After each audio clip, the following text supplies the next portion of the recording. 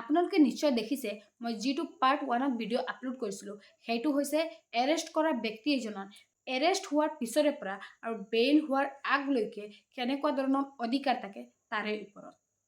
আৰু আজি এইটো সেশনত আলোচনা কৰিম ধৰি লওক এজন ব্যক্তি এৰেষ্ট হৈছে আৰু বেইলো হৈ গৈছে তাৰ পিছত কি ধৰণৰ অধিকাৰ থাকে বা এৰেষ্ট কৰা ব্যক্তি এজনে কেনেকুৱা ধৰণৰ অধিকাৰ দাবী কৰিব পাৰিব তাৰে ওপৰত।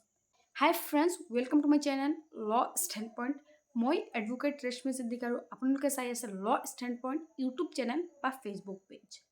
আপোনালোকে নিশ্চয় গম পায় মই পাৰ্ট 1 ভিডিঅ' এজন এৰেষ্ট কৰা ব্যক্তিৰ মুখ্য অধিকাৰসমূহ আলোচনা কৰিছোঁ। পাৰ্ট 2 ভিডিঅ'ত মই আলোচনা কৰিম এজন এৰেষ্ট হোৱা ব্যক্তিৰ আৰু কি অধিকাৰ থাকিব পাৰে। ফ্ৰেণ্ডছ, এজন এৰেষ্ট কৰা ব্যক্তি বেইল হোৱাৰ পিছত যিটো অধিকাৰ থাকে সেইটো হৈছে ফেয়াৰ ট্ৰায়েল। আপুনি দোষী নহয়, কিন্তু যদি আপুনি ফেয়াৰ ট্ৰায়েল অধিকাৰ দাবী নকৰে তেতিয়াহ'লে আপোনাকে অৱশেষত গৈ পেলাই দোষী সাব্যস্ত কৰা হ'ব।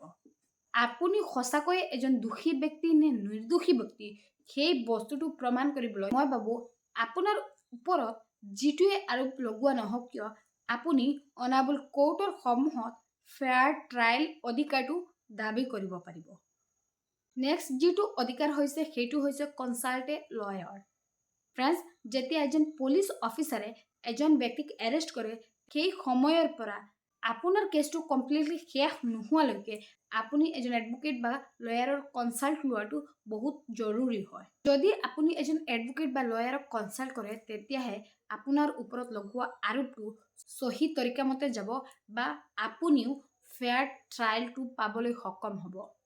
এটা কথা ক'বলৈ গ'লে আপুনিও আপোনাৰ কেছত জয়ী হ'ব পাৰিব।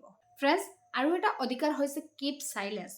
যদিও আপোনাকে এজন পুলিচ অফিচাৰে এৰেষ্ট কৰিছে আপুনি সময় বিশেষ আপোনাৰ মুখ বন্ধ কৰি থাকিব লাগিব। আৰু যদি আপুনি আপোনাৰ কেছত ফেয়াৰ ট্ৰায়েলটো পাব বিচাৰে তেতিয়াহ'লে আপুনি সঁচাকৈয়ে আপোনাৰ মুখখন বন্ধ কৰি থাকিবই লাগিব। নেক্সট যিটো অধিকাৰ হৈছে এজন এৰেষ্ট কৰা ব্যক্তিৰ সেইটো হৈছে right to examine by the medical practitioner. Friends, এজন পুলিচ অফিচাৰে এজন ব্যক্তিক এৰেষ্ট কৰাৰ পিছত সেই ব্যক্তিজনক সময়ে সময়ে মেডিকেল কৰিবই লাগিব। আৰু যদি কেতিয়াবা সেই এৰেষ্ট কৰা ব্যক্তিজনক মেডিকেল কৰোৱা নহয় তেতিয়াহ'লে এৰেষ্ট কৰা ব্যক্তিজনে দাবী কৰিব পাৰিব যে মই অসুস্থ আছোঁ, মোক মেডিকেল কৰক। আৰু এই মেডিকেল প্ৰেক্টিশ্যনাৰটো হৈছে এটা আপোনাৰ কাৰণে বা এৰেষ্ট কৰা ব্যক্তিৰ কাৰণে এটা অধিকাৰ। আৰু যদি আপুনি এই অধিকাৰটোৰ পৰা বঞ্চিত হৈ থাকে তেতিয়াহ'লে আপুনি এই অধিকাৰটো দাবী কৰিব পাৰিব। আৰু লাষ্ট যিটো অধিকাৰ হৈছে এজন পুলিচ অফিচাৰে এজন ব্যক্তিক এৰেষ্ট কৰাৰ পিছত সেইটো অধিকাৰ হৈছে ফ্ৰী লিগেল এইড।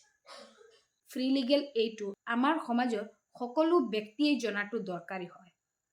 এজন পুলিচ অফিচাৰে আপোনাকে এৰেষ্ট কৰাৰ পিছত যদি আপুনি এজন লয়াৰ বা এডভোকেট এপইণ্ট কৰিব নোৱাৰে তেতিয়াহ'লে গভৰ্ণমেণ্টৰ তৰফৰ পৰা আপোনাকে এজন ফ্ৰী এডভোকেট দিয়া হয় আৰু সেই ফ্ৰী এডভোকেটজনৰ দ্বাৰা আপুনি আপোনাৰ কেছটো অনাবল কোৰ্টৰ সন্মুখত উপস্থাপন কৰিব পাৰিব।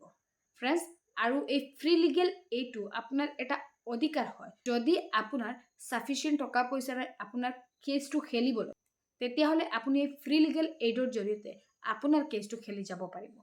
যদি আপোনালোকে এই ফ্ৰী লিগেল এইডৰ ওপৰত জানিব বিচাৰে তেতিয়াহ'লে কমেণ্ট কৰি সুধিব পাৰে।